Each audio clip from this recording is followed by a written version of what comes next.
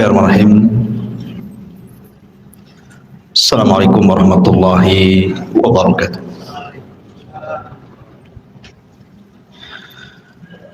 Alhamdulillah wassalatu wassalamu ala Rasulillah wa ala alihi wa sahbihi wa mawalah wa la hawla wa la quwata illa billahi wa ba'd.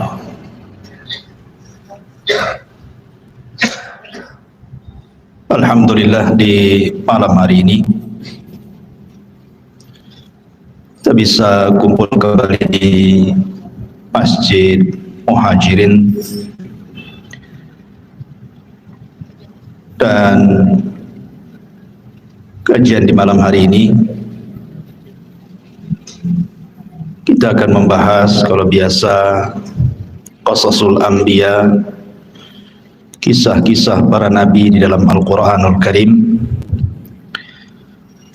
Khusus malam ini kita akan membahas tentang awal manazilil akhirah,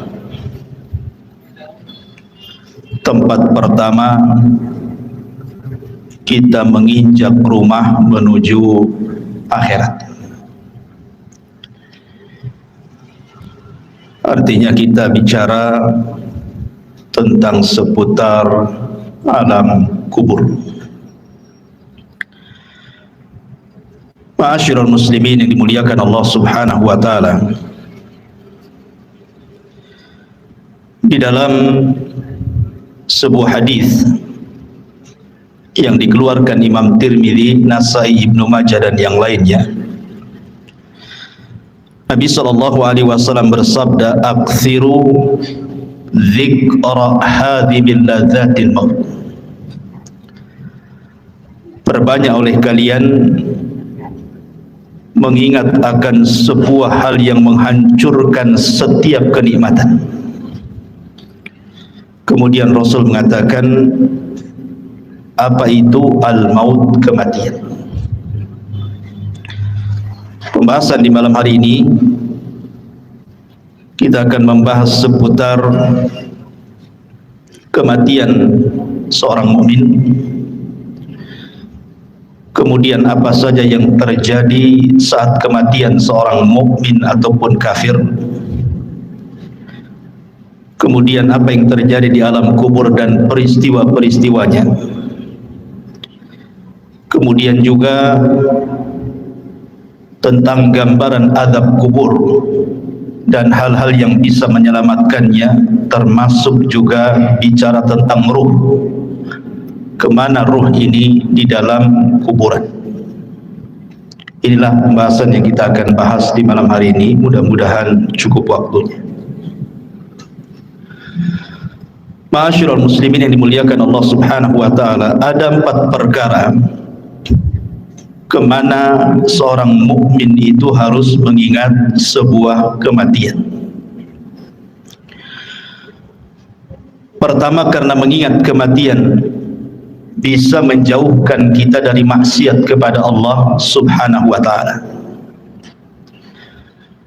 Karena orang yang tidak pernah mengingat mati, maka orang akan terbiasa melakukan maksiat, karena dia pikir bahwa tidak ada kehidupan setelah kematian. Kemudian yang kedua, orang yang selalu mengingat kematian akan mempermudah untuk segera bertobat dan juga melakukan amal saleh. Kemudian yang ketiga, mengingat kematian adalah hal yang bisa mendatangkan rasa takut, sehingga orang tidak mungkin merasa aman dari azab kubur, dan dia akan berusaha untuk menghindarkan diri dari setiap penyebab yang akan menjerumuskan dari azab kubur. Tentu yang terakhir, mengingat kematian karena kematian sebuah kepastian, datangnya tanpa pemberitahuan, dan kematian bukan akhir dari sebuah perjalanan. Inilah hikmah kenapa kita disuruh mengingat kematian. Ma'asyiral muslimin yang dimuliakan Allah Subhanahu wa taala, Utsman ibn Affan radhiyallahu an apabila berdiri di samping kuburan, maka Utsman selalu menangis. Tetapi kalau Utsman dibicarakan tentang kondisi neraka dan azabnya, maka Utsman ibn Affan biasa-biasa saja. Kemudian ditanyakan kepada Utsman ibn Affan penyebabnya. Kenapa kalau disebut atau melihat kematian dia menangis, tetapi kalau diceritakan tentang akhirat dia biasa saja? Maka jawaban Utsman ibn Affan radhiyallahu an mengutip sabda Nabi sallallahu alaihi wasallam. Kata Nabi sallallahu alaihi wasallam, kata Utsman, innal qabra awwalu manazilil akhirah, fa in naja minhu fama ba'dahu aisaru minhu, wa illam yanju minhu fama ba'dahu ashaddu minhu. Sesungguhnya kuburan itu, kata Utsman mengutip sabda Nabi, adalah awal tempat seseorang menuju akhirat. Kalau dia selamat di kuburan, maka setelahnya lebih mudah bagi dia. Tetapi kalau dia tidak selamat di dalam kuburan, maka setelahnya akan lebih keras kepada dia. Itulah kenapa kemudian Utsman menangis saat diceritakan soal kematian. Banyak riwayat yang dicantumkan oleh Imam Ibnu Katsir ketika memberikan catatan kepada ayat yutsabbitullahu alladhina amanu bil qauli tsabit. Allah tetapkan jawaban bagi orang-orang yang beriman dengan jawaban yang mantap saat fitnah kubur. Saya akan sebutkan beberapa riwayat yang berkaitan dengan kematian. Pertama, riwayat daripada Bara bin Azib radhiyallahu anhu. Suatu ketika kata Bara bin Azib radhiyallahu anhu, kami keluar bersama Nabi sallallahu alaihi wasallam mengiringi jenazah seorang laki-laki dari Ansar. Maka ketika galian kubur itu sudah digali dan belum sampai kepada lahatnya, maksudnya lubang kedua dalam kuburan disebut lahat namanya, maka Nabi SAW kemudian duduk dan kami pun duduk, kata Bara ibn Azib radhiyallahu anhu. Kemudian kata Nabi SAW, ista'idhu billahi min adzabil qabri, mintalah perlindungan kepada Allah dari azab kubur. Rasul sallallahu alaihi wasallam menyebutnya marrataini aw thalathan, 3 kali. Kemudian Rasul menceritakan tentang ruhnya seorang mukmin. Kata Nabi sallallahu alaihi wasallam, innal abda al-mu'mina idza kana fi inqita'i minad dunya wa iqbali minal akhirati nazala ilaihi malakun minas sama bidul wujuh ka'anna wujuhahumus syamsu. Apabila seorang hamba mukmin, kata Rasul, ketika dia hendak berpisah dari dunia dan menghadap akhirat, maka turun malaikat dari langit yang berwarna sangat putih sekali. Wajah-wajah malaikat ini sangat putih. Dan yang dimaksud malaikat di sini tentu bukan satu malaikat, bukan malakul maut saja, tidak, tetapi diiringi dengan rusulul maut namanya, pembantu-pembantu malaikat maut, berdasarkan ayat Al-Quran, tawaffathum rusuluna, kami wafatkan dengan mengutus utusan-utusan kami, menunjukkan bukan satu malaikat tetapi banyak malaikat. Tentu banyaknya malaikat ini berdasarkan tugas masing-masing. Malaikat maut itu kan hanya mencabut nyawa saja. Selepas itu kemudian diserahkan kepada malaikat rahmat kalau dia seorang mukmin, atau kepada malaikat azab kalau dia orang kafir atau orang fasik. Lah tentu kondisi seperti ini, ikhwan, tidak ada yang tahu kecuali orang yang meninggal. Orang-orang yang menyaksikan di sekitarnya, orang yang sedang nazah itu, tidak ada yang tahu bahwa di situ ada malaikat. Yang tahu hanyalah orang yang sedang nazah saja. Karena sebagian para ulama ketika menjelaskan apakah orang yang meninggal dunia itu mampu melihat malaikat, sebagian ulama mengatakan ya, mereka akan melihat malakul maut. Dan juga mereka akan diperlihatkan catatannya, walaupun hanya sekilas pandang saja. Catatan selama hidup dia itu, dia akan diperlihatkan sekilas saja. Dan itulah kondisi-kondisi menakutkan, sehingga kenapa Rasul mengatakan saat orang seperti ini tidak boleh mengatakan kecuali kebaikan. Dan inilah doa yang paling mustajab bagi orang-orang yang hidup di sekitarnya. Minta kepada Allah agar orang ini dimudahkan kematiannya. Lah setelah itu kemudian kata Nabi sallallahu alaihi wasallam, ma'ahum kafanun min akfanil jannati wa hanutun min hanutil jannah. Pembantu-pembantu malaikat maut ini, sebagian mereka membawa kain kafan dari sorga dan juga minyak wangi dari sorga. Hatta yajlisu minhu madal basar, sampai kemudian mereka duduk sejauh mata memandang. Ma'asyiral muslimin yang dimuliakan Allah Subhanahu wa taala, para ulama mengatakan bahwa ketika Allah Subhanahu wa taala mengirim para malaikat untuk mencabut nyawa dan juga menyediakan peralatan-peralatan fardu kifayah seperti kain kafan dan juga wewangian, kalau dia ruhnya seorang mukmin maka akan diutus malaikat yang indah sekali dalam rangka ikraman, memuliakan jasad yang akan dicabut ruhnya itu. Jadi yang diutus itu betul-betul malaikat, bukan malaikat yang menyeramkan, tidak. Makanya Rasul mengatakan bidul wujuh, wajah mereka sangat bercahaya. Kemudian juga a'wanul malakal maut ini, pembantu-pembantu malaikat maut ini, mereka ditugaskan sebagian mereka untuk membisikkan di telinganya. Apa bisikannya? Alla takhafu wa la tahzanu wa abshiru bil jannati allati kuntum tu'adun. Kamu jangan takut, kamu jangan khawatir, karena Allah sudah janjikan kepadamu surga yang akan menantimu.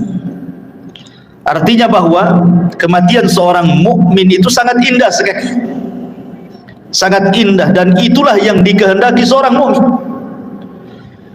Makanya di zaman Nabi SAW ketika ada jenazah yang lewat, kata Nabi SAW, yastarih mustarih wa mustarahu minhu. Mustarih wa mustarahu minhu. Sahabat mengatakan, apa yang dimaksud mustarih dan apa yang dimaksud mustarah minhu ya Rasulullah? Kemudian Rasul menjelaskan, kalau dia hamba yang mukmin maka dia mustarih, artinya dia menuju peristirahatannya. Dia meninggalkan keperitan dunianya, dia meninggalkan kesusahan dunianya, dan itulah yang dikehendaki seorang mukmin. Karena di dunia ini kan lelah kita hidup ini, ikhwan. Banyak masalah, banyak ujian, banyak cobaan. Apabila kemudian dia meninggalkan dunia, artinya dia meninggalkan kelelahan itu. Itu kalau seorang mukmin. Tetapi kata Nabi SAW, kalau dia orang fajir, orang jahat, mustarah minhu. Apa mustarah minhu? Maksudnya bukan dia yang beristirahat, tetapi orang lain beristirahat dari dia. Orang lain senang dengan kematiannya, orang lain mengutuk kematiannya, mendoakan buruk kematiannya, bahagia dengan kematiannya. Itu maksudnya mustarah minhu itu. Jadi seorang mukmin itu memang kematian sangat ditunggu-tunggu, karena memang Nabi SAW yang mengatakan, man ahabba liqa Allah ahabballahu liqa'ah. Barang siapa yang cinta berjumpa dengan Allah, maka Allah pun rindu berjumpa dengan dia. Makanya kenapa diutus malaikat-malaikat seperti ini. Kemudian setelah orang ini dihadapkan dengan malakul maut dan juga rusulul maut, Maka kemudian dalam riwayat yang lain, malaikat maut akan menyeru kepada orang yang sedang sakaratul maut dengan panggilan, ya ayyatuhan nafsu at-tayyibah, wahai jiwa yang tenang, kanat fil jasadi tayyib, yang bersarang di jasad yang baik, ukhruji hamidatan, keluarlah dengan sangat terpuji, wa abshiri birauhi wa rauhanin wa rabbi ghairi ghadban, berbahagialah, keluarlah wahai roh-roh yang baik dengan dihadapkan kepada Rabb yang tidak pernah murka kepada anda. Dalam riwayat, marhaban binafsi at-tayyibah, selamat datang jiwa yang sangat baik, ukhruji ila rabbiki radiyatan mardiyah, keluarlah kepada Rabb yang sudah menanti kamu dengan keridhaan. Tentu panggilan seperti ini, ikhwan, akan merangsang ruh itu untuk cepat keluar. Makanya kalau kita melihat di masyarakat kan, terkadang ada orang yang nazar itu sampai berhari-hari tidak keluar-keluar ruhnya. Ada yang 1 minggu dia sakaratul maut, koma. Ada yang 1 bulan tidak mati-mati. Tetapi ruhnya seorang mukmin ketika dipanggil seperti itu, maka Nabi SAW kemudian mempermisalkan ruhnya seorang mukmin ketika dipanggil dengan kata-kata wahai jiwa yang tenang, maka ruhnya itu akan keluar seperti tetesan air yang terakhir fi famis siqa, dari mulut teko yang terakhir dia keluar.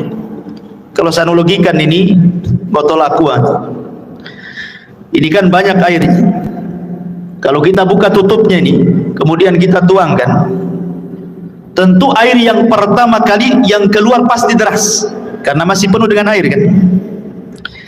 Tapi kalau seandainya air yang dalam botol ini hanya tinggal 1 tetes saja, kemudian kita tuangkan seperti ini, maka air yang 1 tetes itu akan mengalir dengan pelan kan, dengan pelan, kemudian jatuh persis di mulut teko tadi.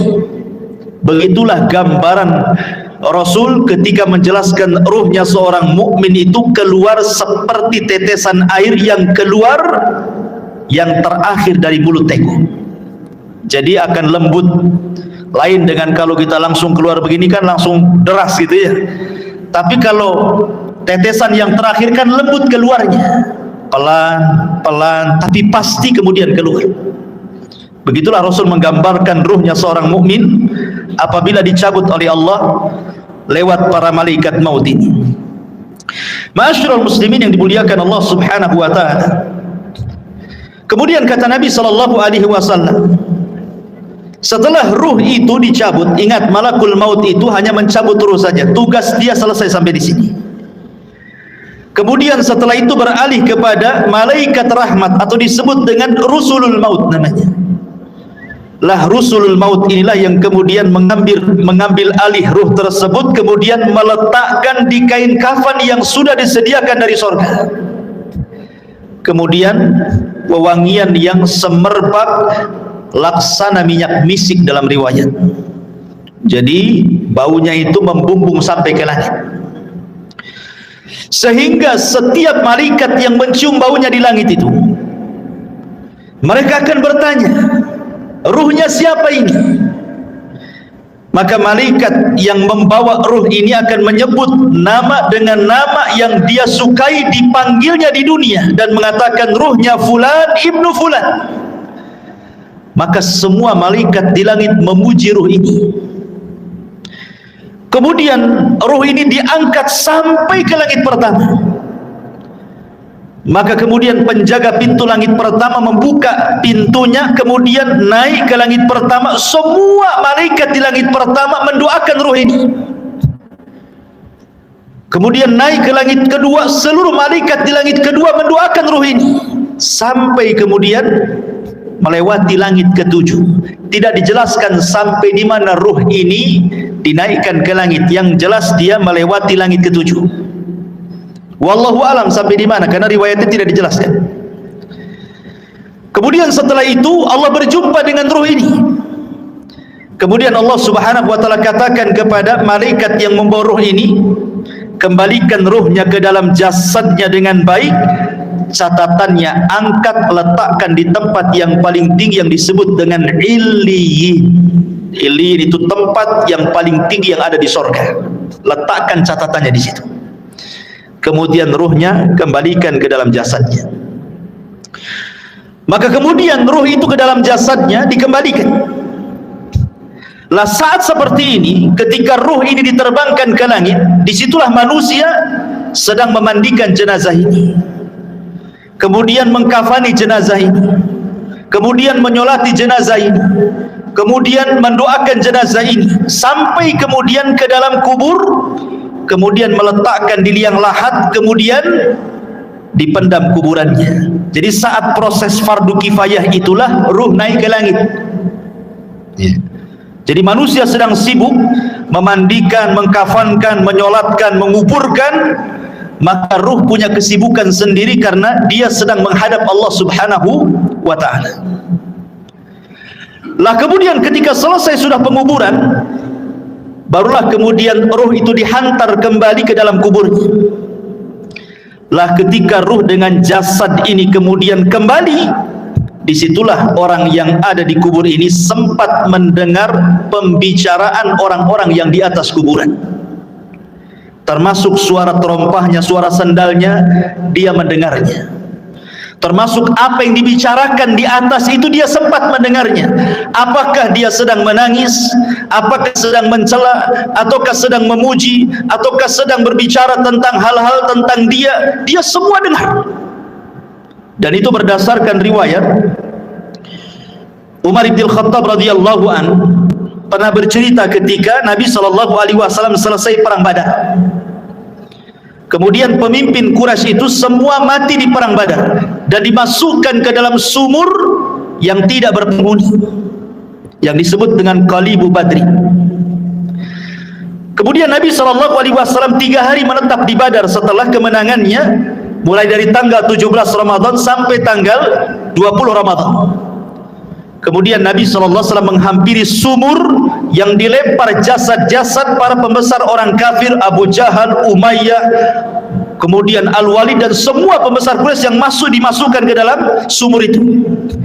Kemudian Nabi SAW mengatakan dengan menyebut satu persatu namanya, wahai fulan, wahai Abu Jahal, wahai Uqbah, wahai Umayyah, disebutkan satu-satu tuh. Kemudian Rasul mengatakan, hal wajadtum ma wa'adakum haqqa laqad wajadna ma wa'adana rabbuna haqqa, kata Rasul. Wahai Abu Jahal dan para pembesar Quraisy yang lainnya, apakah kalian sudah mendapatkan yang kalian janjikan ketika kalian berada di dunia? Kata Nabi SAW, sungguh kami sudah mendapatkan apa yang Allah janjikan kepada kami hari ini berupa kemenangan. Umar bin Khattab radhiyallahu an ketika itu merasa heran kenapa Rasul berbicara dengan sumur yang di situ jasad-jasadnya pembesar orang-orang Quraisy itu. Kata Umar, ya Rasulullah, bukankah mereka sudah jadi bangkai? Mereka tidak akan mendengar ucapan. Tapi Nabi SAW mengatakan, ya Rasulullah, ketika Umar mengatakan, atukallimu amwatan, kenapa kau bicara dengan orang mati? Maka Rasul mengatakan, wallahi ya Umar, ma antum asma lima aqulu lakum, kalian tidak lebih mendengar dibandingkan orang-orang yang ada dalam sumur ini kepada ucapanku. Artinya para pembesar Quraisy yang sudah mati, yang sudah dimasukkan ke dalam sumur itu sangat mendengar ucapan Nabi.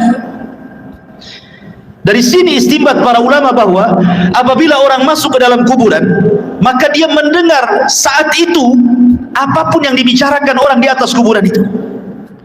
Makanya pentingnya kita ini menjadi orang baik.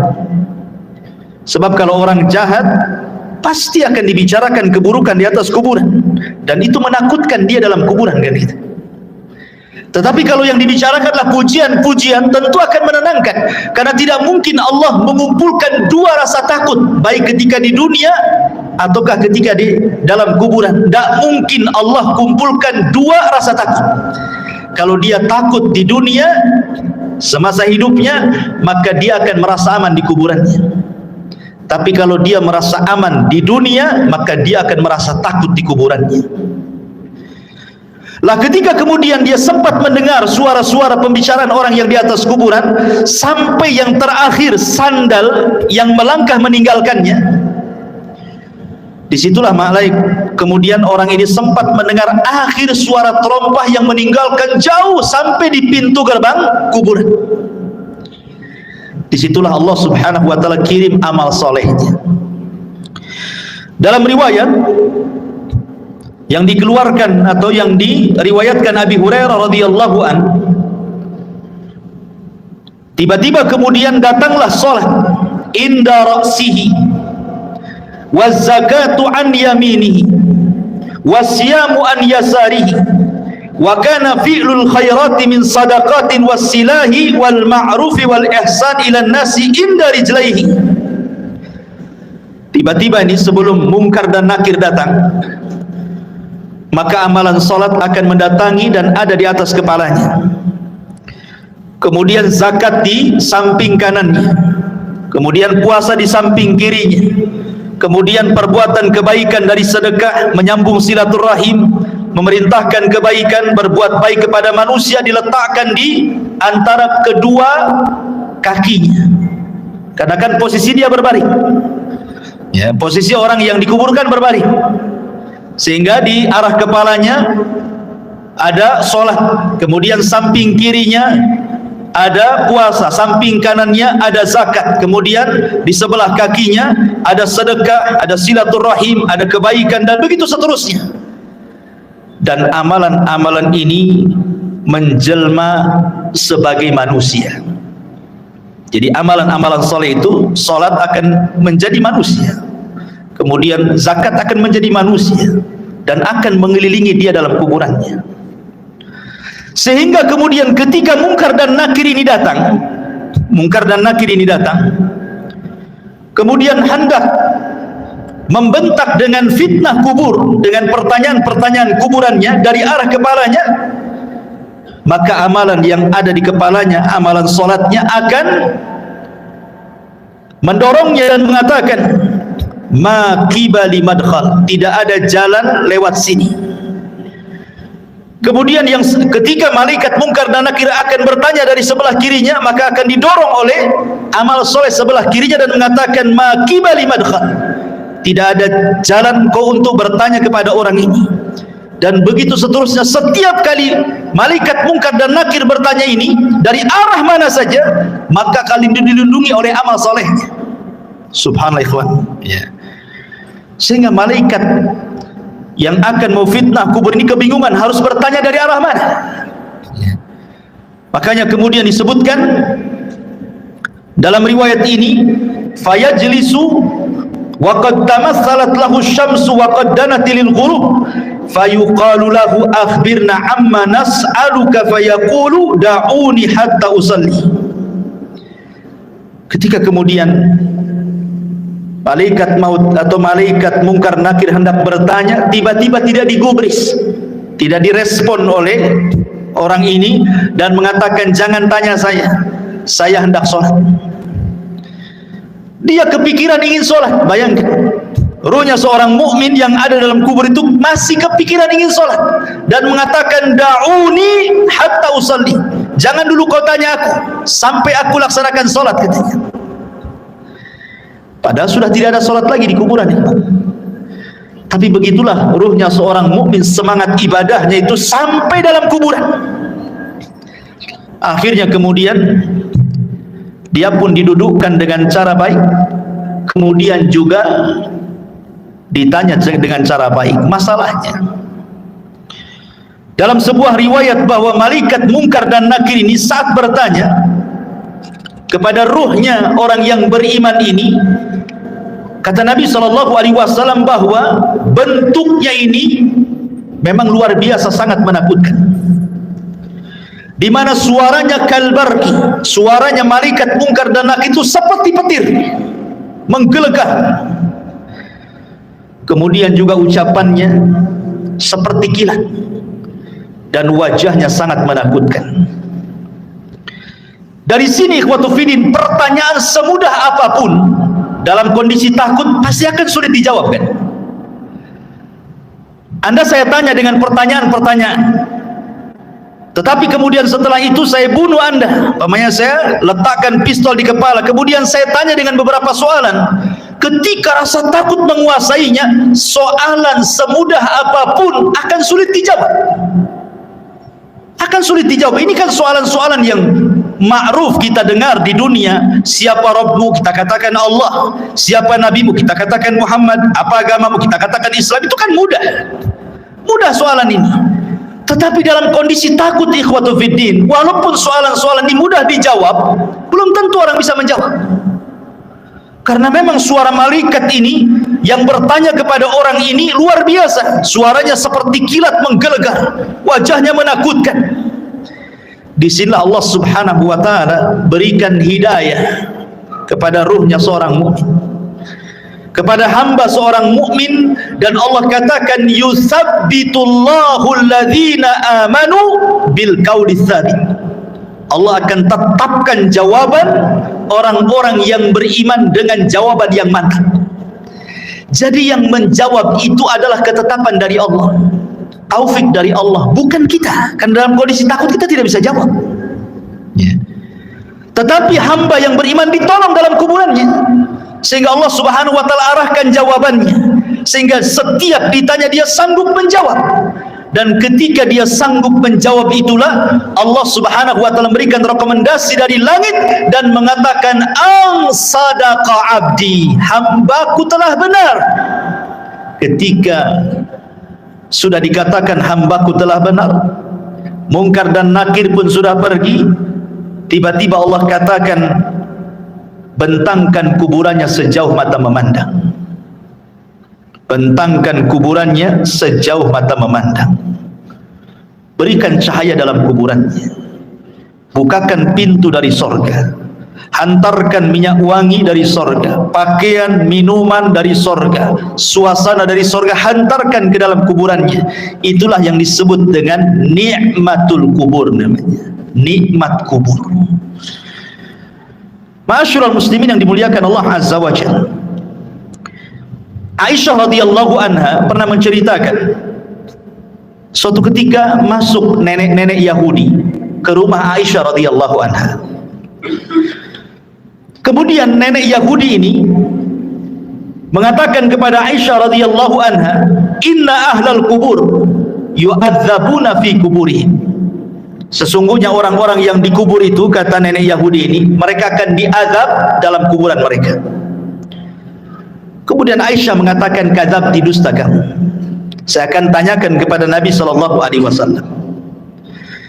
Maka setelah itu kemudian nenek Yahudi pergi, Rasul masuk ke rumah Aisyah. Kemudian Aisyah menceritakan, ya Rasulullah, tadi ada nenek Yahudi mengatakan bahwa sesungguhnya orang yang ada di kubur itu akan diazab. Apa pendapatmu? Kata Rasulullah SAW, kadzabat, dia sudah berdusta. Tiba-tiba kemudian wahyu turun, memberitahu dan membenarkan ucapan orang Yahudi atau nenek Yahudi itu. Kemudian kata Nabi SAW, ya.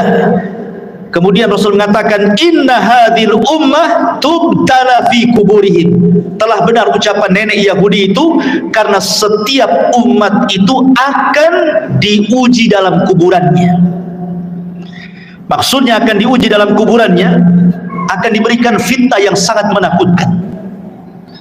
Disinilah Nabi SAW mengatakan bahwa kuburan itu awal tempat seseorang menuju akhirat. Ya. Lihat, bayangkan fitnah kubur ini kan menyeramkan, ikhwan. Di mana suara malaikat menggelegar seperti petir, kemudian lisannya seperti kilat, wajahnya menakutkan. Apakah kita sanggup melewati fitnah kubur ini? Makanya saking dahsyatnya fitnah kubur ini, sampai-sampai Nabi SAW memberikan irsyad kepada kita, setiap kita sholat sebelum salam, kita berlindung dari azab kubur. Apa kata Nabi SAW? Allahumma inni a'udzubika min adzabi jahannam wa min adzabil qabri. Tidak cukup wa min adzabil qabri, wa min fitnatil mahya wal mamat. Dari fitnah kehidupan dan kematian. Fitnah kematian artinya fitnah kubur. Karena sangat mengkhawatirkan. Makanya wajar kalau seandainya Nabi SAW memerintahkan para sahabat saat kemudian menguburkan jenazah, disuruh minta dua perkara. Dan ini sunnah bagi antum yang mengantarkan jenazah ke kuburan. Ini jadi sunnah. Setiap antum mengantarkan jenazah ke kuburan, kemudian menguburkannya dan selesai penguburan, dua doa yang disunnahkan oleh Rasul sebelum antum pulang. Pertama, istaghfiru li akhi. Mintalah kepada Allah ampunan akan dosa saudara kita yang ada di kuburan ini.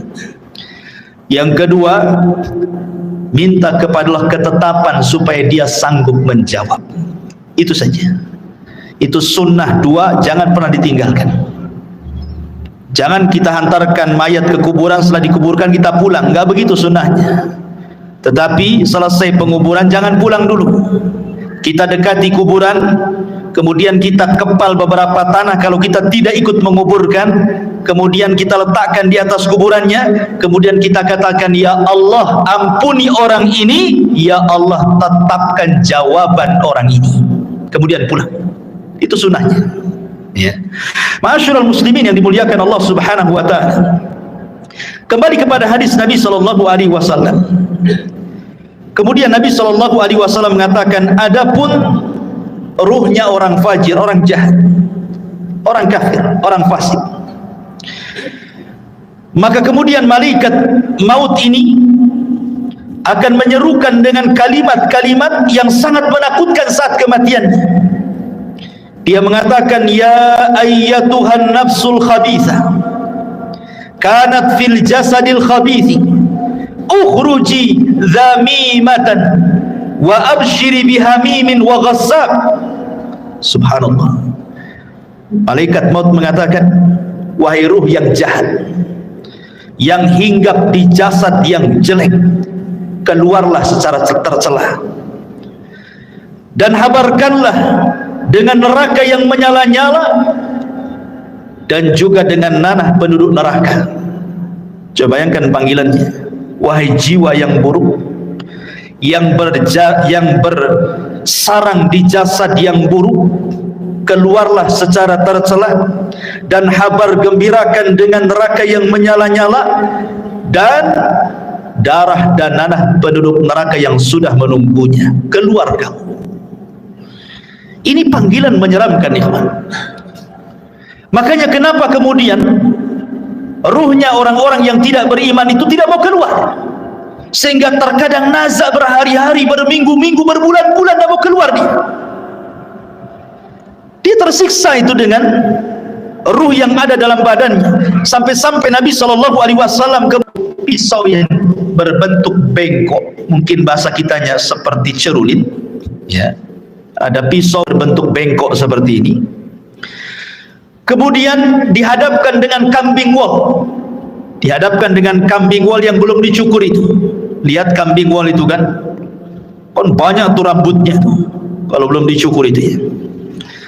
Kemudian pisaunya dimasukkan, otomatis ketika pisau dimasukkan ke dalam kambing wol itu, otomatis akan terkait-kait dengan bulu-bulunya. Setelah terkait-kait dengan bulu kambing wol itu, kemudian disiram. Anda bisa bayangkan, akhirnya kemudian makin lengket dengan pisau itu. Kemudian setelah lengket dengan pisau, kemudian kata Nabi SAW, pisau itu kemudian ditarik dengan cara paksa. Kira-kira apa yang terjadi? Akan merontokkan setiap bulu-bulu kambing wol itu. Maknanya ketika ruhnya orang fasik, orang fajir, orang kafir dicabut itu, maka akan merontokkan seluruh persendiannya, seluruh tulang-tulangnya, dan dia akan menjerit. Tidak ada yang tahu rasa sakitnya kecuali Allah, dan jeritannya tidak ada yang mendengar kecuali binatang. Manusia tidak dengar, tetapi para binatang tahu. Dan tidak ada yang bisa merasakan rasa sakit seperti itu kecuali Allah yang tahu rasa sakitnya. Jangan lagi orang fasik, ikhwan, orang yang beriman saja. Kata Nabi SAW, wa inna fil al-mauti la saqarat. Dalam kematian itu kan ada keperitan, ada rasa sakit. Setiap orang pasti merasakannya. Nabi saja merasakannya.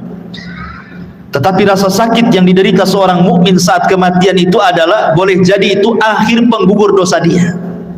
Tapi rasa sakit yang diderita orang fajir, orang fasik, orang kafir, boleh jadi itu awal azab saat kematiannya. Ma'asyiral muslimin yang dimuliakan Allah Azza wa Jalla. Kemudian setelah itu ruh itu keluar, apa yang terjadi? Kata Nabi SAW, maka dia sudah disediakan kain kafan dari neraka. Kain kafan dari neraka itu. Artinya ini bukan kain kafan biasa. Kain kafan yang penuh dengan api, dengan bau busuk penduduk neraka yang melambung ke langit. Ketika para malaikat itu mencium baunya, semua membencinya, semua mengutuk dan melaknatnya. Ini ruhnya siapa? Bau sekali. Tidak ada yang memuji ruh ini. Sehingga ketika betul-betul Rasulul Maut ini mengangkat ruh itu dalam kain kafan di neraka sampai membumbung ke langit, apa yang terjadi? Tidak ada satupun pintu langit yang mau dibuka. Lihat bahasa Al-Quran. Allah Subhanahu wa taala mengatakan dalam surah Al-A'raf ayat 40, la tufattahu lahum abwabus sama wa la yadkhuluna al-jannah hatta yalijal jamalu fi sammil khiyat. Pintu-pintu langit tidak ada yang dibuka, satu pun. Bahkan mereka tidak akan masuk ke dalam surga sampai ada cerita unta masuk ke lubang jarum. Bagaimana mungkin unta yang sangat besar masuk ke lubang jarum? Lubang jarum itu kecil, unta itu besar. Artinya bahwa selubang jarum pun pintu langit itu tidak akan dibuka. Dan dia tidak akan menembus walaupun hanya langit pertama. Kemudian setelah itu Allah Subhanahu wa taala hanya berfirman kepada ruh yang jelek ini dan mengatakan, letakkan catatannya fi sijin. Sijin ini tempat di bawah dasar bumi. Kenapa tidak diletakkan di lapisan bumi pertama, kedua, ketiga sampai ketujuh? Sebagian ulama mengatakan bumi menolak catatan amalnya. Bumi saja menolak. Di mana lapisan bumi pertama menolak untuk diletakkan catatannya, kemudian turun lagi ke lapisan kedua menolak juga, lapisan ketiga menolak juga, sampai lapisan bumi yang terakhir menolak juga. Ketika kemudian ditolak, akhirnya diletakkan di mana catatan itu? Di sijin, ya, di dasar bumi yang paling dalam. La haula wala quwata illa billah. Kemudian kata Allah Subhanahu wa taala dalam Al-Qur'an, "Wa man yusyrik billahi faka'annama kharra minas sama' fatakhtafuhu at-tayru aw tahwi bihi ar-rih fi makanin sahih." Maka ruhnya akan dijatuhkan, tidak dihantar malaikat, sehingga ruh itu seperti terbang yang disambar burung ataupun dihempaskan dengan angin, sehingga ketika ruh ini kembali ke dalam jasadnya seperti orang yang jatuh dari ketinggian. Begitulah rasanya. Anda bisa bayangkan, Anda jatuh dari atas ketinggian 20-30 meter saja, rasanya luar biasa sakit.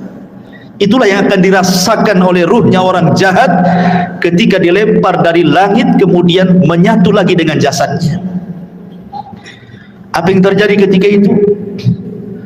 Kalau dia memang amalan solehnya mungkin kurang, dia sholat tapi mungkin jarang-jarang, atau mungkin sholatnya asal-asalan, datang itu amalan-amalan sholat dia, atau mungkin amalan-amalan yang lainnya, tetapi sosoknya menjadi orang lemah, tidak bisa kemudian menolak malaikat mungkar dan nakir yang akan menghajar dengan pertanyaannya. Tidak sanggup menolak. Lain kalau dia seorang yang beriman, maka amal solehnya akan menolak dia, ya, sehingga akan sulit kemudian mungkar dan nakir mendekatinya. Tetapi kalau dia amal solehnya mungkin ringan saja, dia kadang sholat kadang tidak, ya akan datang amal-amal yang lainnya, tetapi tidak bisa melindunginya. Sehingga dengan mudah mungkar dan nakir itu dalam kondisi sudul wujuh, kata Rasul, sangat buruk sekali wajahnya, hitam kelap, kemudian membentak dengan suara petir, dengan suara kilat, menakutkan, sehingga ketika ditanya man rabbuk, siapa Rabbmu, wa ma nabiyuk, siapa nabimu, wa ma dinuk, apa agamamu, pertanyaan ini ringan, tapi karena ketakutan yang bersangatan, dia pun tidak bisa menjawab dan mengatakan, wallahi la adri aqulu kama qala an-nas wa fa'altu kama fa'ala an-nas. Aku tidak tahu. Aku mendengar, ya pernah mendengar apa yang diucapkan manusia seperti itu. Dia tidak bisa menjawab. Ketika dia tidak bisa menjawab berkali-kali, apa yang terjadi? Maka Allah Subhanahu wa taala akan mengirim penyeru dari langit dan mengatakan, an kadzaba abdi, hambaku telah berdusta. Subhanallah. Disebutkan dalam riwayat, summa yuqayyadu lahu a'ma, asam, akma, abka. Didatangkan kepadanya orang yang buta, orang yang tuli, orang yang bisu, wa fi yadihi mirzabatun, di tangannya ada gada yang sangat besar, lau dzuriba biha jabalun lakana turaba, kalau palu itu dipukulkan di bukit atau gunung itu hancur jadi tanah. Dan itu dipukulkan setiap kali dia tidak bisa menjawab. Tidak bisa menjawab, dipukul. Tidak bisa menjawab, dipukul. Yang kalau dipukulkan lau dzuriba biha jabalun, kata Rasul, kalau pukulan itu diletakkan di gunung batu, lakana turaba, gunung itu akan menjadi turab, tanah, hancur berantakan. Bagaimana kalau dipukulkan kepada manusia? Mengerikan, ikhwatu fiddin yang dimuliakan Allah Azza wa Jalla. Maka ketika itu kemudian Allah Subhanahu wa taala katakan, sempitkan kuburannya sesempit-sempitnya. Kemudian bukakan pintu neraka kepadanya. Hantarkan hembusan-hembusan panah dari neraka ke dalam kuburannya. Kemudian dia pun mendapatkan azab kubur yang nanti saya akan jelaskan seperti apa azabnya. Tapi kita kembali kepada pembahasan awal, ruhnya seorang mukmin. Masyarul muslimin yang dimuliakan Allah Azza wa Jalla, ketika ruhnya seorang mukmin sudah selesai dari fitnah kubur, maka Nabi sallallahu alaihi wasallam menjelaskan, fayuqalu lahu umdhur ila maq'adika minan nar. Tiba-tiba ketika dia sedang duduk selesai dari fitnah kubur, tiba-tiba dibentangkan di sebelah kirinya gambaran neraka yang sedang menyala-nyala, diperlihatkan neraka. Kemudian dikatakan, umdzuru, lihatlah, ila maq'adika minan nar, tempatmu di neraka itu. Kemudian qad abdalakallahu bihi maq'adan minal jannah, tapi tenang, tempatmu bukan di sana. Kemudian sebelah kanannya digambarkan gambaran sorga dan dikatakan tempatmu di sini. Dalam riwayat, maka kemudian malaikat ini mengatakan, lihatlah tempat dudukmu di neraka, in asaita, kalau engkau bermaksiat, itulah tempat dudukmu. Tapi karena engkau yang beriman, maka tempat dudukmu bukan di sana. Kemudian tempat dudukmu di sini. Ketika dia melihat bagaimana sorga dengan gambaran keindahannya diperlihatkan itu dalam kuburan itu, apa yang terjadi? Maka dia langsung berteriak dan mengatakan, ya Rabb, aqimissaah, ya Rabb, tegakkan kiamat, supaya aku bisa kembali ke istana dan keluarga. Tetapi Allah Subhanahu wa taala mengatakan, belum, kiamat masih panjang. Dalam riwayat yang lain, nim naumatal arush, sebaiknya kau tidur seperti tidurnya pengantin baru. Sehingga ketika dia terbangun, seolah-olah dia tidur zuhur dan bangun asar, kiamat sudah dibangkitkan. Artinya kehidupan kuburan tidak akan terasa walaupun zaman berlalu. Anggaplah mungkin zaman dulu, zaman Nuh, orang-orang yang beriman itu meninggal dunia, sampai hari ini kan kiamat belum dikiamat-kiamatkan. Bagaimana kehidupan mereka? Rupanya mereka ditidurkan oleh Allah di atas kenikmatan yang disebut dengan nikmat kubur, karena ruh mereka diberikan nikmat oleh Allah. Nanti ada pembahasan kemana ruhnya orang yang beriman dalam kuburan ini, tapi jasadnya dikuburkan, ya.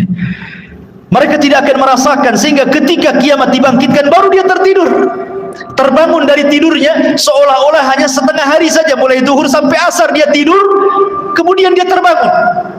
Rupanya Israfil sudah menyiapkan sangkakalanya untuk meniup sangkakala pertama kiamat, kehancuran alam semesta pertama dibangkitkan. Ma'asyiral muslimin yang dimuliakan Allah Subhanahu wa taala. Kemudian setelah kemudian orang yang beriman mendapatkan nikmat kubur, dan orang-orang fajir dan fasik mendapatkan azab kubur, di sana ada peristiwa yang tidak mungkin orang lepas. Apakah dia mukmin, apakah dia kafir, apakah dia fasik, apakah dia fajir, apakah dia sahabat Nabi ataukah bukan sahabat Nabi, ada peristiwa yang tidak bisa lepas dari manusia. Apa itu? Himpitan kuburan. Semua manusia akan dihimpit dalam kuburnya, tidak akan selamat. Mau bayi sekalipun yang belum punya dosa tetap akan dapat himpitan kuburan.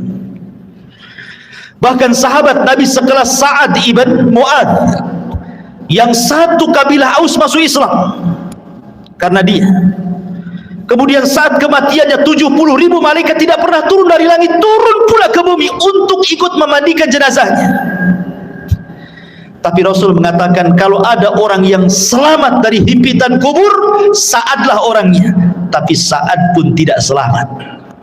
Bayangkan, himpitan kubur tidak akan menyelamatkan siapapun, mau sahabat Nabi atau bukan sahabat Nabi, mau orang yang beriman atau orang kafir, semua akan merasakan himpitan kuburan ini. Tapi sebagian para ulama membahas, tentu akan ada perbedaan himpitan bagi orang yang beriman dengan himpitan bagi orang kafir atau fasik. Sebagian ulama mengatakan, adapun himpitan bagi orang yang beriman itu seperti ibu memeluk anaknya. Rasa kasih sayang seorang ibu kepada anaknya, seperti itulah bumi ketika menghimpit, laksana seorang ibu memeluk anaknya. Karena kita ini dari tanah dan akan kembali kepada tanah, jadi tanah itu seperti ibu bagi kita. Sehingga ketika himpitan tanah itu menghimpit setiap jasad orang yang beriman, maka tidak akan merasakan rasa sakit sedikit pun, karena itu bentuk sayang seorang ibu kepada anak. Tetapi kalau yang dihimpit itu orang kafir, orang fasik, orang fajir, orang jahat, maka dia akan merasakan sakit yang luar biasa. Dia akan menjerit-jerit, semua tidak ada yang mendengar kecuali binatang jeritannya, karena akan mematahkan semua tulang, persendian dan begitu seterusnya. Ma'asyiral muslimin yang dimuliakan Allah Azza wa Jalla, inilah sekilas gambaran ruhnya orang mukmin, fasik, fajir, fasik, munafik dan begitu seterusnya saat kematian. Kita masuk pada pembahasan yang kedua tentang macam-macam azab kubur. Ma'asyiral muslimin yang dimuliakan Allah Azza wa Jalla, azab kubur itu adalah sebuah hal yang wajib kita imani. Syekhul Islam Ibn Taimiyah rahimahullahu ta'ala mengatakan, waqad tawataratil akhbar an Rasulillah sallallahu alaihi wasallam fi thubuti adabil qabri. Habar-habar tentang adab kubur, kata Syekhul Islam Ibn Taimiyah, derajatnya sampai tingkat mutawatir. Jangan sampai diingkari, karena riwayatnya mutawatir. Artinya mutawatir itu banyak sekali riwayatnya. Dan dikatakan oleh Al-Imam Al-Munawi, adzabul qabri haqqun, azab kubur itu sebuah hak adanya. Dan Imam Ghazali mengatakan, man angkarahu fahuwa mubtadi'un, siapa yang mengingkari azab kubur maka dia adalah ahli bid'ah. Dan Imam Suyuti mengatakan, adzabul qabri huwa adzabul barzakhi, azab kubur adalah azab barzakh.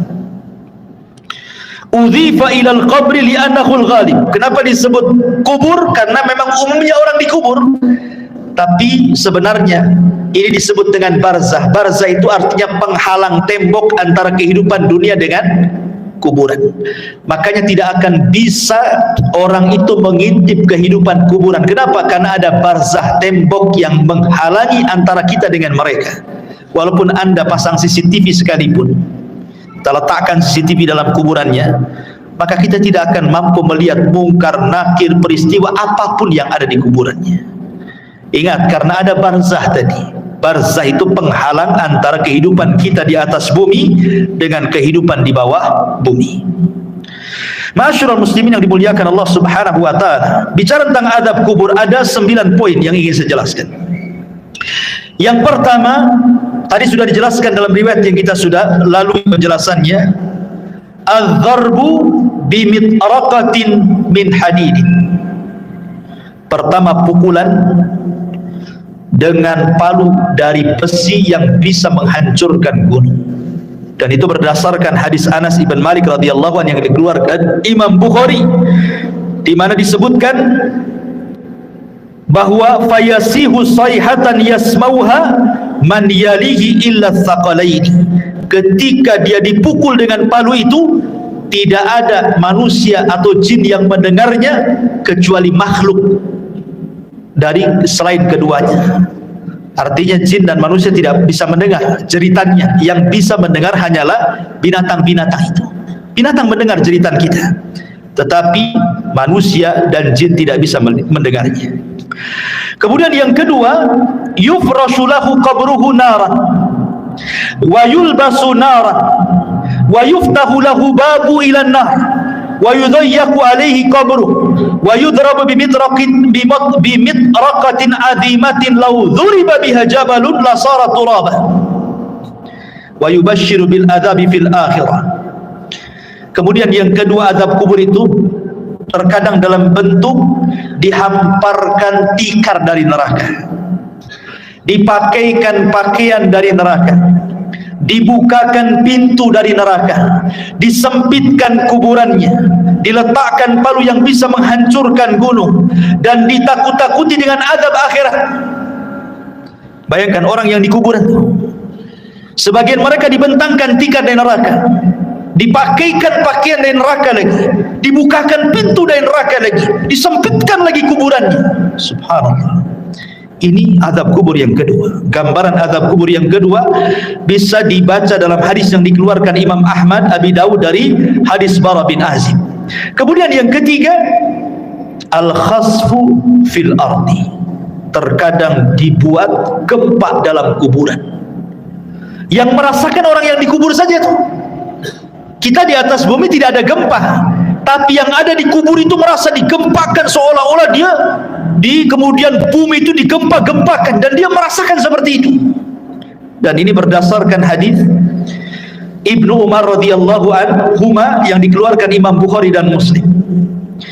Kemudian yang keempat, syakku janibai al-fammi ila qafah. Terkadang datang malaikat yang menakutkan, kemudian membawa cerulit yang sangat tajam, kemudian dimasukkan ke mulutnya, kemudian diiris sampai ke tengkuknya. Jadi tarik, dimasukkan pisau itu ke mulutnya, kemudian ditarik sampai ke tengkuknya. Nauzubillah.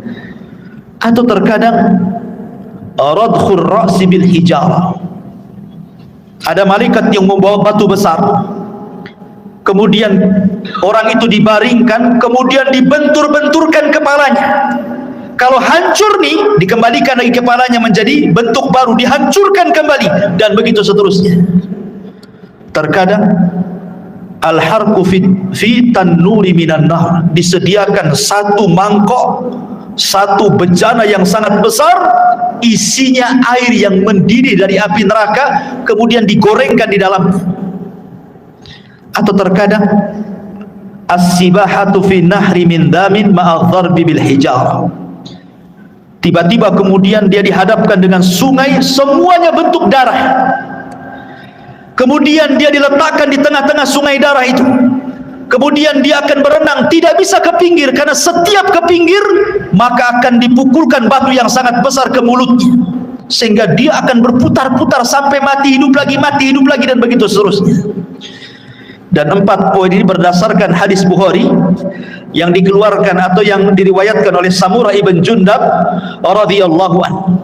Kemudian yang nomor 8, ishti'alul malil masruq minal ghanaim ala sahibi. Kalau dia dahulunya di dunia suka mencuri ghanimah, harta rampasan perang yang belum dibagi, maka harta itu akan didatangkan dan akan menyala-nyala seperti api yang sangat besar dan menyambar-nyambar dirinya. Atau yang terkadang, yang terakhir yang nomor 9, wa ma hadzal adab al-hissi hunaka aidan adabul ma'nawi. Ini kan adab hissi, adab badannya, tapi di sana juga adab, ada yang disebut adabun ma'nawi, adab secara makna, dengan ditakut-takutinya dia dengan neraka. Jadi dibentangkan gambaran di neraka, nanti kamu akan masuk ke situ, nanti akan masuk ke situ, dan dia akan merasa takut yang luar biasa. Ini padahal baru adabul adnaya, adab yang rendah. Adab yang besar itu nanti di neraka. Ini 9 gambaran tentang adab kubur. Adapun adab kubur sendiri, ikhwan, itu terbagi menjadi 2. Ada adab kubur itu yang azabun daim la yang qati'u ila qiyamis sa'ah. Adabnya terus sampai kiamat dibangkitkan, enggak terputus.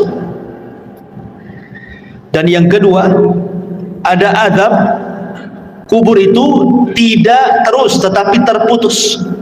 Seperti apa gambarannya?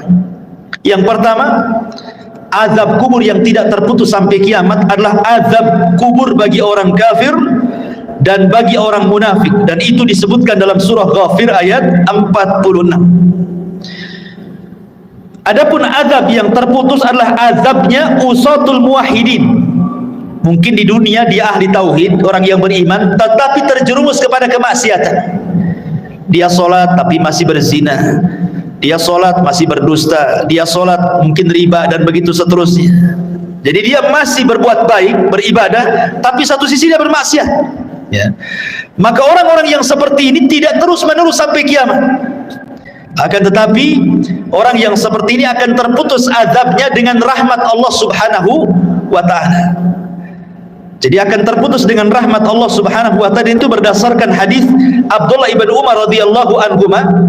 Nabi mengatakan, inna ahadakum idza mata urida alaihi maq'aduhu bil ghadati wal ashi, in kana min ahlil jannah famin ahlil jannah, wa in kana min ahli nar famin ahli nar, yuqalu hadha maq'aduka hatta yab'atsaka Allahu ilaihi yaumal qiyamah. Kata Nabi SAW, sesungguhnya salah seorang di antara kalian apabila mati, maka akan ditampakkan tempat duduknya siang dan malam. Kalau dia termasuk penduduk sorga, maka dia akan menjadi penduduk sorga. Kalau dia termasuk penduduk neraka, maka selamanya dia akan diazab sampai kiamat dibangkitkan. Artinya kalau orang beriman, ya akan diazab, tetapi ada akhirnya, terputus. Mungkin dengan rahmat dan kasih sayang Allah Subhanahu wa ta'ala. Tapi kalau dia orang kafir, orang munafik, maka tidak akan terputus. Kemudian pembahasan yang keempat, tentang apa penyebab azab kubur. Penyebab azab kubur yang paling dominan adalah an-namimah, orang yang suka mengadu domba, wa adamu tanazzuh minal baul, dan tidak perhatian dengan kebersihan hadas. Dia kencing sembarang. Kan banyak tuh orang yang kencing sembarang, ya, tidak cebok gitu ya, tidak jelas ceboknya. Dan ini berdasarkan hadis Nabi SAW dari Abdullah ibn Abbas radhiyallahu anhuma. Jadi Nabi SAW ketika itu lewat di 2 kuburan, dua-duanya sedang diazab. Kemudian Rasul mengambil pelepah kurma, kemudian dibelah 2, kemudian ditancapkan di 2 kuburan. Kemudian Rasul mengatakan, mudah-mudahan dengan 2 pelepah kurma yang belum kering ini bisa meringankan azabnya. Kemudian sahabat mengatakan, kenapa orang itu diazab wahai Rasul? Kata Rasul, yang satu karena dia namimah, suka mengadu domba, yang satu karena tidak pernah bersih apabila membersihkan hadas. Ini 2 poin. Yang ketiga, ghibah, orang yang suka menggibah. Dan ini berdasarkan hadis yang dikeluarkan Imam Ahmad dan juga At-Tabrani dengan sanad yang sahih dari hadis Abi Bakrah. Bahwa Nabi SAW mengatakan salah satunya adalah yang menjadikan penyebab azab kubur adalah ghibah. Ghibah itu membicarakan orang yang kalau orang itu mendengarnya dia tidak suka. Kemudian yang nomor 4, al-ghulul. Dia khianat dalam harta, mencuri harta orang. Kemudian juga yang nomor 5, hajrul Qur'anil Karim wa rafduh. Dia tidak suka dengan Quran. Dan penyebab orang jauh dari Al-Quran hari ini apa? Handphone. Yang menyebabkan orang jauh dari Quran itu HP atau handphone. Subhanallah, gara-gara handphone Quran itu tidak pernah disentuh lagi. Alasannya sudah ada aplikasi Al-Quran di dalam handphone. Saya nggak yakin. Nggak yakin orang punya handphone itu ada aplikasi Quran kecuali download kan. Harusnya yang pertama kali kalau antum beli handphone itu yang di download itu Quran kan, harusnya yang pertama kan. Tapi enggak, yang pertama di download apa? Facebook dulu, YouTube dulu, Instagram dulu, kan begitu ya. Quran itu belakangan kalau butuh saja. Padahal harusnya yang pertama itu. Subhanallah ya. Sekarang ini banyak orang yang mengeser hal-hal yang baik, tetapi hanya sekedar copy paste, kemudian pemberitahuan ibadah kepada manusia lewat medsos, tapi dia sendiri malas ibadah kan? Malas. Bahkan orang yang ibadah saja sekarang diberitahu. Kalau dulu orang sholat malam, tidak ada yang memberitahu dia sedang sholat malam kan? Sekarang dia kasih tahu orang. Kalau dia sedang sholat malam itu dia kasih tahu orang dengan cara apa? Ya nulis status lah di Facebook. Ya mudah-mudahan ada yang bangun jam sekian. Maksudnya itu ingin ngasih tahu bahwa dia bangun. Cuman ngasih tahu saja. Sholat kan gitu. Seolah-olah dia sedang sholat, orang tidak kan begitu. Ini kan ria juga. Apa bedanya kan begitu? Sekarang ini semua itu memang banyak orang yang baik mengeser kebaikan, tapi hanya di-share saja. Orang yang mengeser sendiri tidak pernah mengamalkan kebaikan yang di-share-nya kan? Lalu apa faedahnya ikhwatu fiddin muliakan Allah Azza wa Jalla? Makanya di sini ikhwatu fiddin bahwa tantangan yang paling berat ketika orang jauh dari Quran itu adalah handphone. Handphone ini tidak bisa lepas dari kita. Tidur saja wajib di sampingnya. Kalau bisa itu sekarang ada power bank itu wajib di sampingnya. Nggak perlu lagi dicopkan, sudah ada di bawah bantal. Bangun saja itu yang dibaca. Kira-kira ada apa nih? Ya. Kemudian kalaupun dia sekarang kan tidak ada orang dengar televisi kan atau melihat televisi, jarang.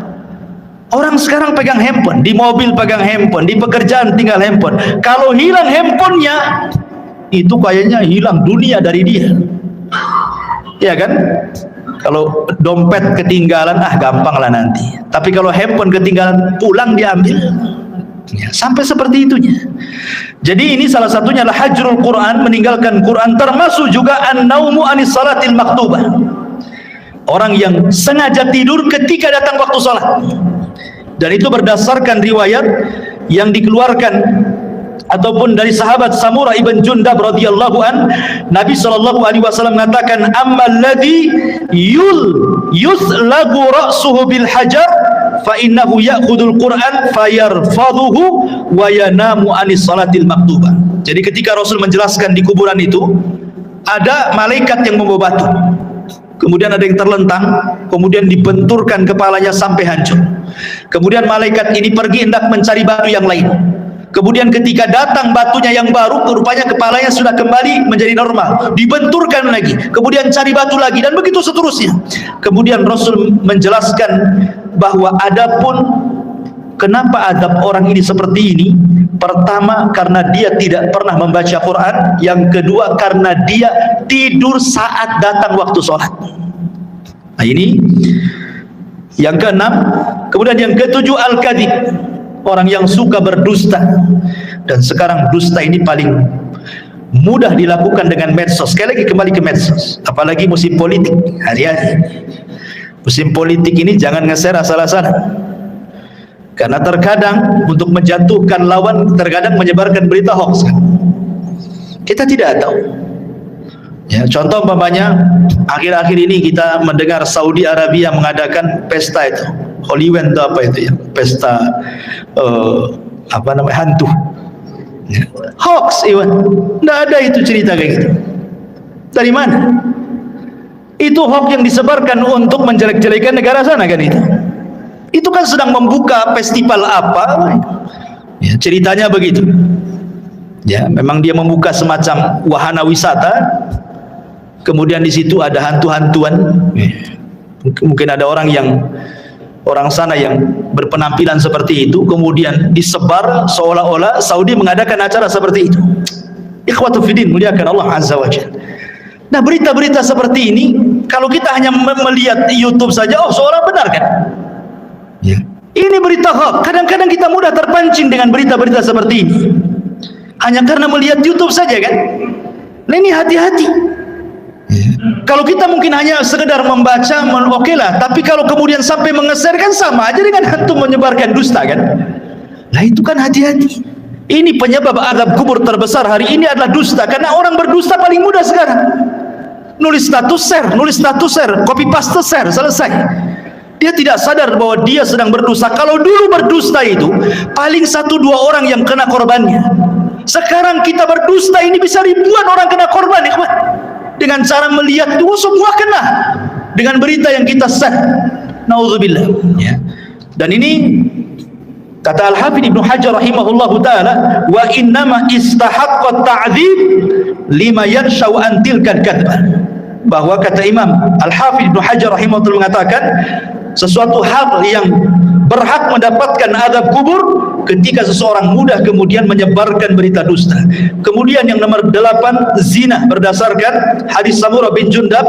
Kemudian yang nomor 9 aklur riba, memakan dosa riba.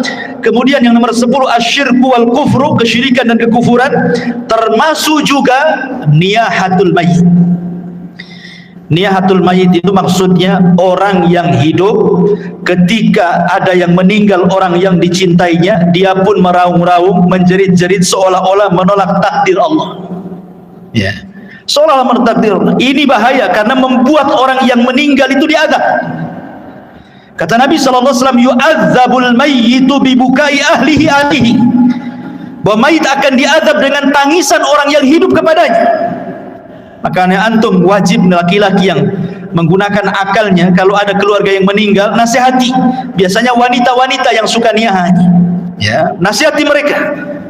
Jangan menangis, tabah, sebab dengan tangisan orang hidup itu menjadikan si mayat diazab masalahnya. Nah, ini juga termasuk daripada azab kubur. Dan banyak sekali. Kemudian secara singkat amal-amal yang bisa menyelamatkan dari azab kubur. Pertama, perbanyak baca surah Al-Mulk. Tabarakalladzi biyadihil mulku wa huwa ala kulli syai'in qadir. Perbanyak baca surat Al-Mulk. Kemudian yang kedua, perbanyak amal saleh. Kemudian yang ketiga, berdoalah agar kita diwafatkan di hari Jumat. Berdoa kepada Allah agar kita diwafatkan di hari Jumat, dan kita bersabar saat ditimpa sakit. Kalau seandainya kita sabar saat sakit kemudian meninggal, boleh jadi itu husnul khatimah. Karena saat-saat orang sakit itu biasanya setan lebih dekat dibandingkan saat dia sembuh. Ingat, orang sakit itu lebih dekat dengan setan dibandingkan dengan Allah. Karena biasanya kalau orang sakit, ikhwan, apalagi kalau sudah bertahun, itu biasanya mudah putus asa.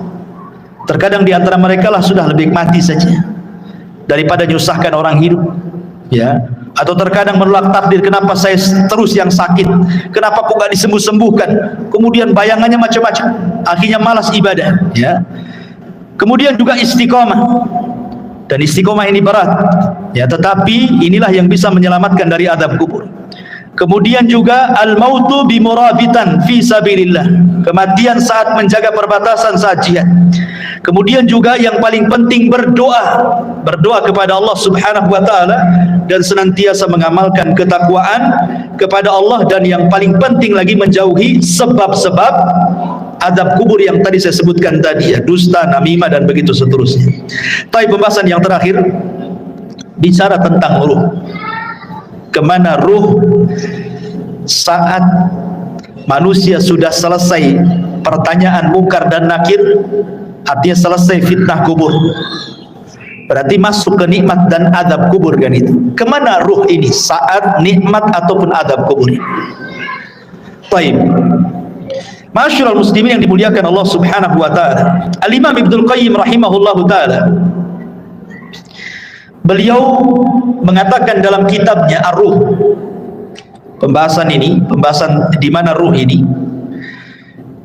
Pertama kita akan bagi tentang ruh ini. Ruh para nabi. Pertama, ruh para nabi. Ruh para nabi tentu berada fi a'lal illiyin, berada di tempat yang paling tinggi yang disebut dengan rafiqil a'la. Karena Nabi SAW ketika meninggal dunia, kemudian malaikat maut mengatakan kepada Nabi dua pilihan, apakah engkau mau hidup terus di dunia dengan kegemilangan kemenangan yang sudah diraih, ataukah mau menyusul teman-temannya di tempat yang paling tinggi di sorga? Maka Rasul mengatakan, Allahumma ila rafiqil a'la, saya memilih ke tempat yang paling tinggi di sorga.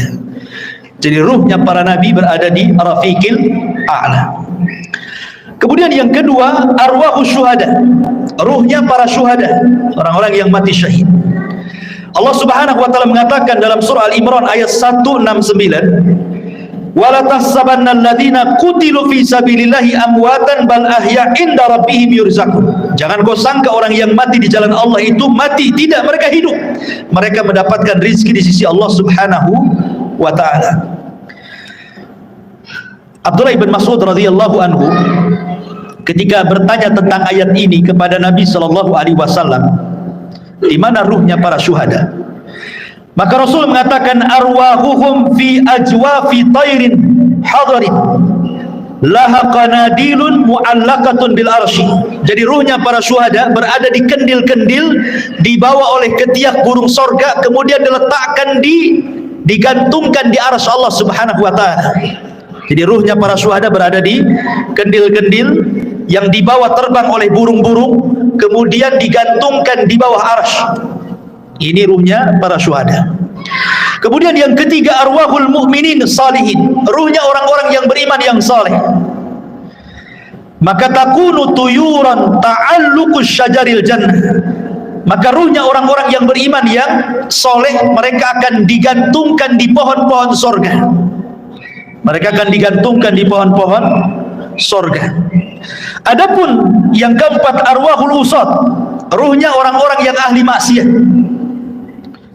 Dia orang Islam tapi ahli maksiat, berzina, berdusta, berjudi dan begitu seterusnya. Dia orang Islam tapi usad ahli maksiat. Maka dijelaskan bahwa mereka tetap ditahan dalam kuburannya, karena mereka tidak bisa keluar dari kuburannya dan mereka merasakan adab kubur. Mereka tidak bisa keluar dari kuburan. Kemudian juga yang nomor 5, Imam Ibnu Qayyim rahimahullah ta'ala mengatakan, masih membahas tentang usad, maksudnya orang yang ahli maksiat. Minhum man yakunu mahbusan ala babil jannah kama fi haditsil akhar, ra'aitu sahibakum mahbusan ala babil jannah. Adapun orang-orang yang beriman, yang ahli maksiat, kemudian maksiatnya sudah selesai diadab. Kan tadi saya katakan bahwa orang yang beriman yang ahli maksiat kan adab kubur tidak terus, tapi terputus karena rahmat Allah Azza wa Jalla.